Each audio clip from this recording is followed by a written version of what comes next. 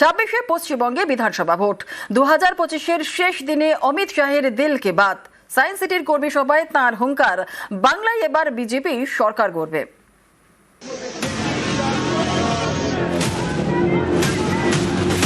अमित शाह जी को जय श्री राम। अमित शाह जी स्वागतम। বুধবার 2025-এর শেষ দিনে সায়েন্স সিটিতে বিজেপির কর্মী সভা। এই মঞ্চ থেকেই হুঙ্কার অমিত শাহের।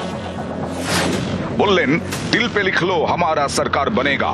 যেই প্রার্থী হন তাকে জেতাতে হবে, সকলকে ময়দানে নামতে হবে। মঙ্গলবারও অমিত শাহের গলায় ছিল একই সুর। बीजेपी सरकार का संकल्प 15 अप्रैल 2026 के बाद जब भाजपा सरकार बनेगी, बंग गौरव, बंग संस्कृति, उसके पुनर्जागरण की हम फिर से शुरुआत करेंगे। বুধবার বিজেপি কর্মী সভায় শাহ বলেন, দিল পে লিখলো হামারা সরকার বনেগা। উনি এবারে পশ্চিমবঙ্গ জয়ের মন্ত্র নিয়ে এসেছিলেন, সে মন্ত্র তিনি আমাদের দিয়ে গেছেন। ওনার কথা উনি খুব মন থেকে বলেন এবং প্রধানমন্ত্রীজিও তাই। ওরা খুব অন্তর থেকে কথা বলেন এবং এমনি এমনি কিছু বলার জন্য বলেন না। দিল পে লিখো ইসবার হামারা সরকার। দিল পে লিখো।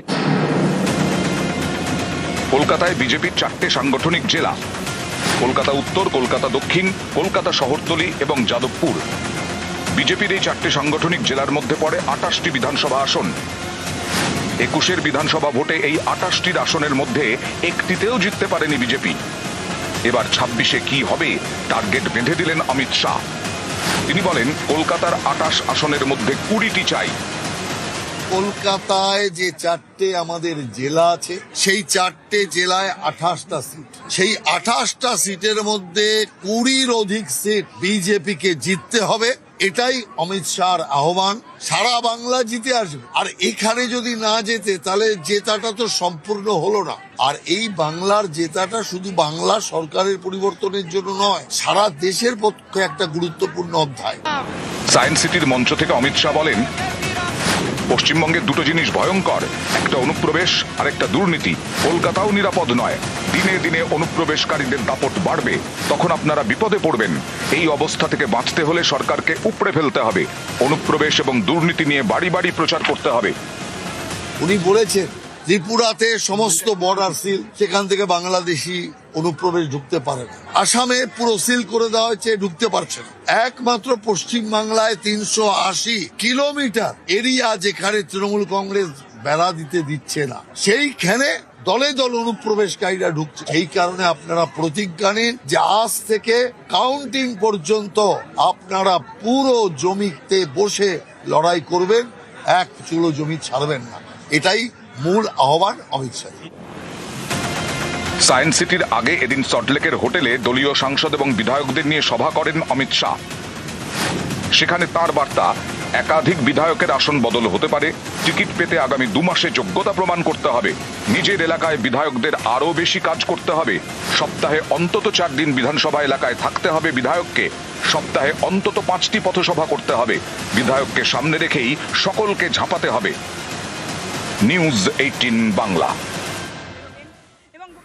অমিত শাহের বৈঠকে দিলীপ ঘোষ। প্রায় 1.5 বছর পর বিজেপির কোন শীর্ষ নেতার কর্মসূচিতে দেখা গেল দিলীপকে। স্বমহিমায় মাঠে নামুন। বৈঠকে দিলীপকে নাকি বার্তা দেন অমিত শাহ।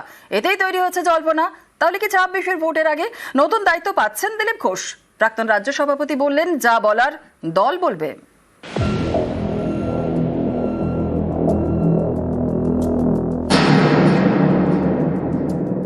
শোনার জন্য ডাকা হয়েছিল, শোনার জন্য। বলবে না, সেটা পার্টি জানে। মোদির সেনাপতি, বিজেপির নাম্বার 2 অমিত শাহ বঙ্গ সফরে এসে রাজ্য বিজেপির শীর্ষ নেতাদের সঙ্গে তিনি আলাদা করে বৈঠক করলেন। বুধবারে সেই বৈঠকে ডাক পেলেন দিলীপ ঘোষও। এ যেন নির্বাচন কাটিয়ে ময়দানে ফেরা। প্রায় 1.5 বছর পর বিজেপির কোনো শীর্ষ নেতার কর্মসূচিতে দেখা গেল একদা বঙ্গ রাজনীতির অন্যতম গুরুত্বপূর্ণ মুখ দিলীপ ঘোষকে।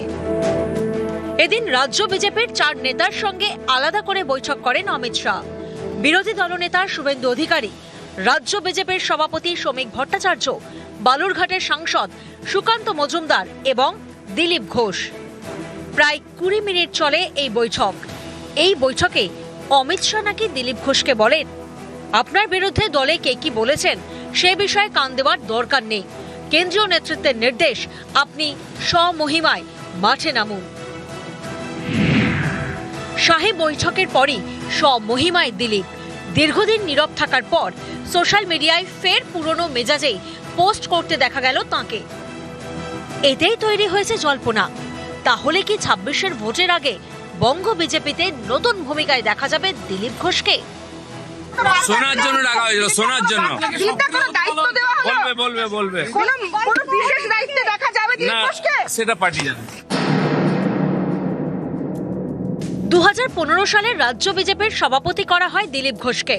তাঁর আমলেই বাংলার ভোটের ময়দানে বিজেপির উত্থান। 2019-এর লোকসভা নির্বাচনে বিজেপির আসন সংখ্যা 1 লাফে 2 থেকে বেড়ে হয় 18। 2021-এর বিধানসভা নির্বাচনে আসন সংখ্যা 3 থেকে বেড়ে হয় 77। গত বিধানসভা ভোটের পর রাজ্য সভাপতি পদে দিলীপের মেয়াদ ফুরোয়। তারপর থেকেই দিলীপ এবং বিজেপির সম্পর্কে টানাপোড়েন চলছে। গত লোকসভা ভোটে মেদিনীপুরের পরিবর্তে বর্ধমান দুর্গাপুর কেন্দ্র থেকে প্রার্থী করা হয় দিলীপ ঘোষকে। দিলীপ হারেন। বিজেপির আসন সংখ্যা 18 থেকে কমে হয় 12। সেই সময় থেকে বিজেপির কোনো বড় অনুষ্ঠানই দিলীপকে দেখা যায়নি। নরেন্দ্র মোদী এসেছেন, অমিত শাহ এসেছেন, কিন্তু মঞ্চে দেখা যায়নি দিলীপ ঘোষকে। অসন্তোষ গোপন করেননি দিলীপও। আমাকে কর্মীরা ডেকেছিলেন, তাই আমি হ্যাঁ করেছিলাম। পার্টি ডাকেনি, হয়তো পার্টি চায়ও না আমি যাই, অস্বস্তি হবে, সেই জন্য আমি যাচ্ছি না দুর্গাপুরে মাননীয় প্রধানমন্ত্রীর সভা। দীঘায় জগন্নাথ মন্দিরের উদ্বোধন, হঠাৎই সেখানে হাজির হন সস্ত্রীক দিলীপ ঘোষ। দলের সঙ্গে দিলীপের টানাপোড়েন চরমে ওঠে। কিছু লোক আছে যারা, বললাম না, পার্টিকে কবজা করতে এসে নতুন নতুন বিজেপি হয়েছে, তারা একটু ঝামেলা করার চেষ্টা করছে। এটা হবে না। আমরা রক্ত দিয়ে ঘাম দিয়ে পার্টি দাঁড় করিয়েছি, লক্ষ লক্ষ কর্মী বাড়িতে বসে আছে, এরাই কাজ করতে দিচ্ছে না। হঠাৎ বিজেপি যারা, তারা হঠাৎ এসছে হঠাৎ যাবে, বিজেপির কিছু যায় আসে না। শ্রমিক ভট্টাচার্য রাজ্য বিজেপির সভাপতি হওয়ার পর নতুন পুরনো সবাইকে সঙ্গে নিয়ে চলার বার্তা দেন। দায়িত্ব নেওয়ার দিনই বুঝিয়ে দেন দলে আদি নব্যের দ্বন্দ্ব তিনি চান না।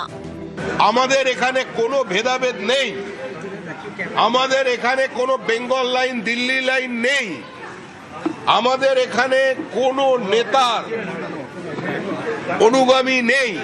আমরা সবাই একটা প্রতীকের অনুগামী। ক্ষণিকের জন্য কোথাও দূরত্ব তৈরি হতে পারে, কিন্তু এর অর্থ এটা নয় যে সে দলের বাইরে চলে গেছে।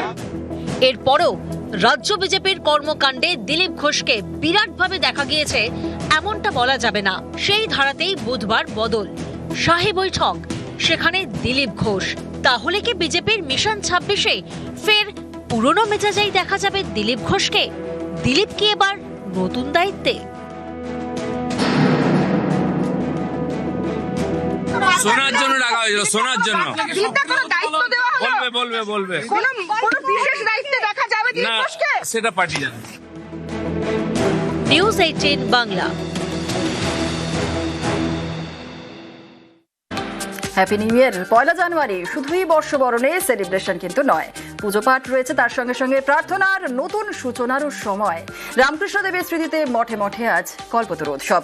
বছরের প্রথম দিন পরমহংস স্মরণে উপচে পড়া ভিড় কাশীপুর উদ্যান বাটিতে। প্রসঙ্গত আপনাদের জানিয়ে রাখি, 1886 সালে 1 জানুয়ারি রামকৃষ্ণ পরমহংসদেব কাশীপুর উদ্যান বাটিতে ভক্তদের নারায়ণ রূপে দর্শন দিয়েছিলেন। আর তারপর থেকেই প্রতি বছর শ্রীরামকৃষ্ণ এবং বিবেকানন্দের ভক্তরা আচার নিয়ম মেনেই দিনটি পালন করেন। ভোর থেকে কিন্তু ভক্তরা হাজির হয়ে গিয়েছেন, আজকে দর্শন করছেন। একাধিক অনুষ্ঠান রয়েছে আজ কাশীপুর উদ্যান বাটিতে। এই মুহূর্তে কি ছবি সেখানকার জানবো। আমাদের সঙ্গে রয়েছেন আমাদের প্রতিনিধি প্রিয়াঙ্কা শিকদার। সরাসরি চলে যাব প্রিয়াঙ্কার কাছে। প্রিয়াঙ্কা, যত বেলা গড়াচ্ছে ভক্তদের সমাগম তো বাড়ছে, এই মুহূর্তে কি চলছে এবং আজ দিনভর কি কি অনুষ্ঠান রয়েছে কাশীপুর উদ্যান বাটিতে?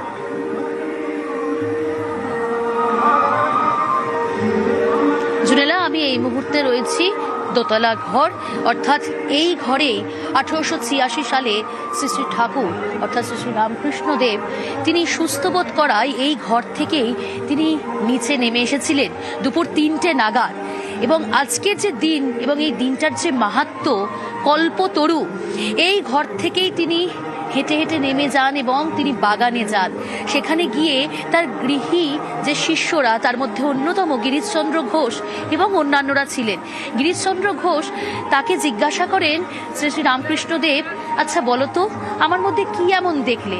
তখন গিরিশচন্দ্র ঘোষ বলেছিলেন যে মানব কল্যাণের জন্য মর্তে অবতার হয়েছে ঈশ্বরের মর্তে অবতীর্ণ ঈশ্বরের অবতার আপনি। তখন তিনি বলেছিলেন, আশীর্বাদ করি তোমাদের চৈতন্য হোক।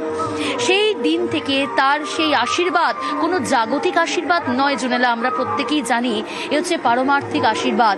সেই আশীর্বাদ বিশেষ আশীর্বাদ, এবং সেই দিন থেকে 1886 পয়লা জানুয়ারি, সেই দিন থেকেই তার ভক্তরা মনে করেন যে সেদিন শ্রী রামকৃষ্ণদেব কল্পতরু হয়েছিলেন, তাই তিনি আশীর্বাদ করেছেন। তারপর থেকে এই যে এই মুহূর্তে ভিড়ের ছবি দেখাচ্ছি, ভক্ত সমাগম, দূর দূরান্ত থেকে ভক্তরা আসছেন, এসেছেন, দুপুর 3টে থেকে তারা লাইন দিয়েছেন।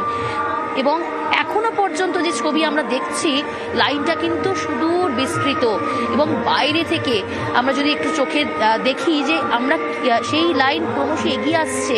এবং সকালবেলায় মঙ্গল আরতি দিয়েই সূচনা হয়েছে কল্পতরু উৎসবের। আজ দিনভর নানান আচার অনুষ্ঠান, পুজো পাঠ রয়েছে, এবং একই সঙ্গে আজকে শুধু নয়, 3 দিন ব্যাপী চলে কাশীপুর উদ্যানবাটিতে এই কল্পতরু উৎসব জুনেলা। এবং যে ছবি এই মুহূর্তে দেখছো, যে দোতলার ঘর, সেখান থেকে কিন্তু ভক্তরা আসছেন একে একে, সকলে কিন্তু শ্রী রামকৃষ্ণদেবকে তারা ভক্তি শ্রদ্ধা দিয়ে দেখছেন এবং শ্রদ্ধা জানাচ্ছেন। তারপরে কিন্তু তারা এগিয়ে যাচ্ছেন। মহারাজাকে পেয়েছি, একটু তার মুখ থেকে শুনে নিই আজকের বিশেষ তাৎপর্য, আজকের দিনের। মহারাজা, আজকের দিনের তাৎপর্য, মাহাত্ম্যটা একটু। এই হচ্ছে সেই বিখ্যাত দিন, এই হচ্ছে সেই পুণ্য দিন, এই সেই পবিত্র দিন, অর্থাৎ 1886 সালের পয়লা জানুয়ারি অবতার বরিষ্ঠ শ্রীরামকৃষ্ণ, ভক্ত বাঞ্ছা কল্পতরু শ্রীরামকৃষ্ণ সমস্ত গণ্ডি ভেঙে অসংখ্য গৃহী ভক্তদের মনস্কামনা পূরণ করেছিলেন।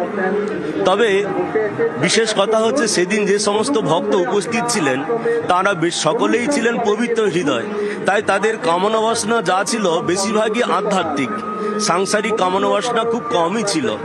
কিন্তু যেহেতু এই পবিত্র দিনে সকল ভক্তদের শুভ বাসনাগুলো কামনা তিনি বা প্রার্থনা আমরা বলতে পারি তিনি পূরণ করেছিলেন, তাই আমাদের সকলের বিশ্বাস আজকে যারাই এখানে এসে তাদের কামনার কথা মূলত ধর্ম বিষয়ক বা যেটা তাদের সত্যিকার কল্যাণকর ভগবান শ্রীরামকৃষ্ণ দেবের, তাদের সেই সকল প্রার্থনা পূরণ করবেন। এই হচ্ছে আজকের দিনে বিশেষ মাহাত্ম্য।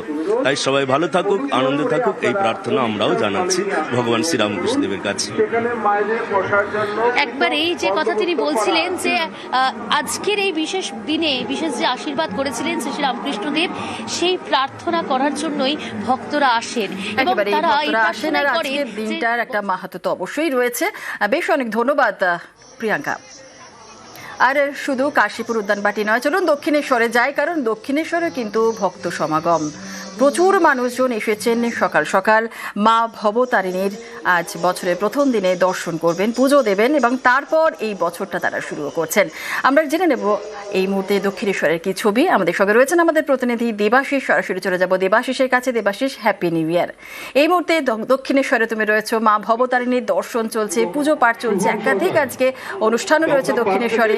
যে সমস্ত ভক্তরা এসেছেন, কি বলছেন তারা, আজকে তারা কিভাবে সারাটা দিন কাটাবেন, কি বলছেন তারা?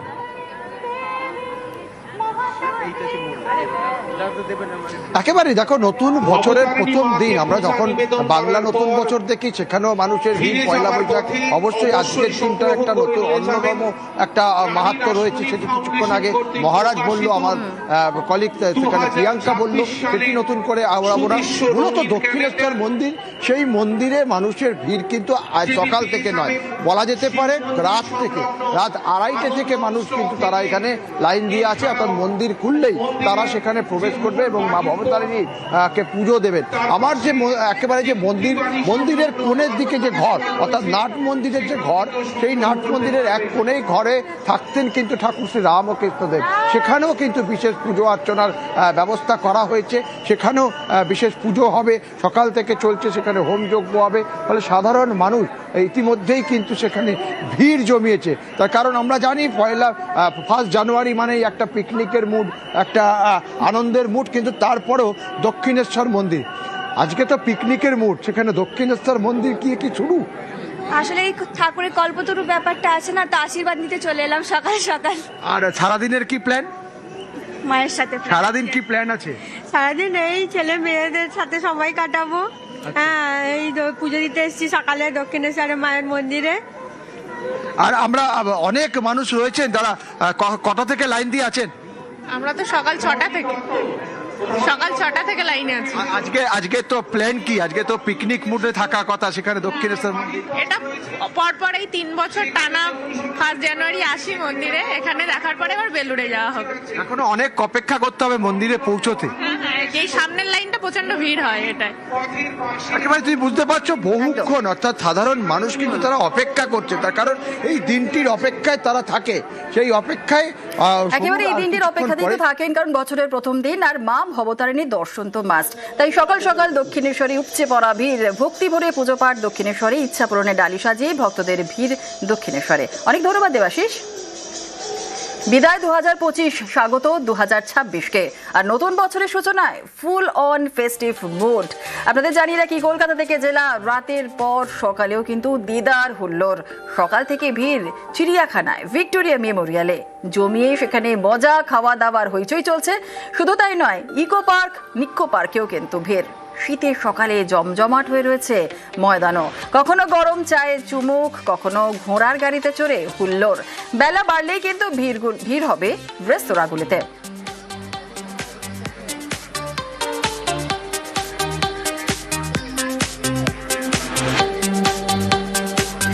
আর গতকাল 2025-এর শেষ দিন, অর্থাৎ 31 ডিসেম্বর ছুটিয়ে উপভোগ করলেন রাজ্যবাসী।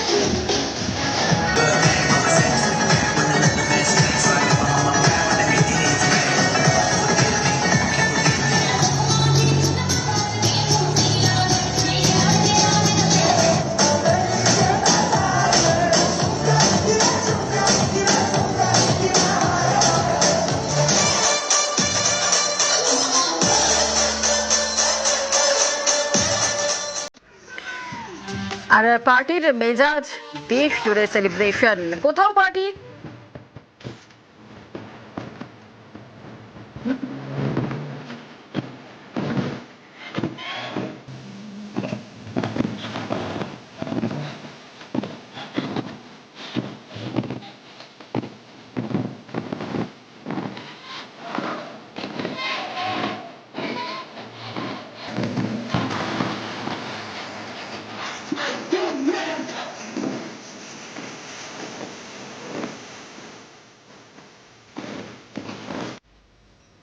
পার্টির মেজাজ যেমন বাংলা জুড়ে বিভিন্ন জায়গায় আমরা পার্টির মেজাজ দেখাচ্ছিলাম। জেলায় জেলায় বিনোদন পার্ক, ডিয়ার পার্কগুলিতে উপচে পড়া ভিড়। আর তার পাশাপাশি কাশী থেকে কন্যাকুমারী, বেঙ্গালুরু থেকে বারাণসী, জমজমাট পুজো পাঠ চলছে এই সমস্ত জায়গাতে।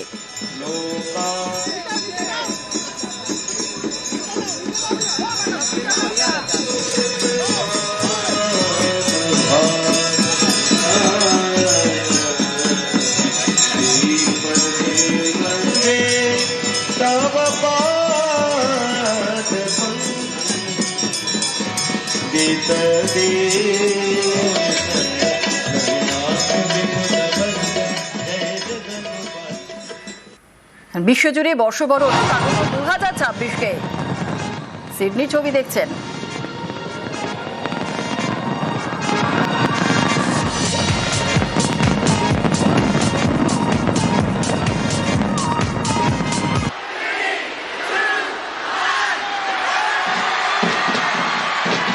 অকল্যান্ডে ছবি দেখছেন। বিশ্বজুড়ে বর্ষবরণ স্বাগত 2026কে।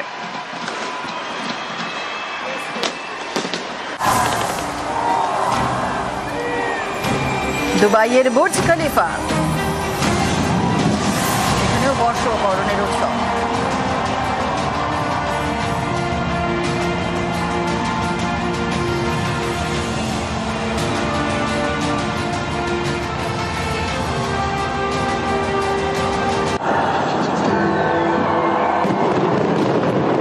লন্ডনের বিগ বেন, সেখানেও উৎসবের মেজাজ। 2026কে বর্ষবরণ।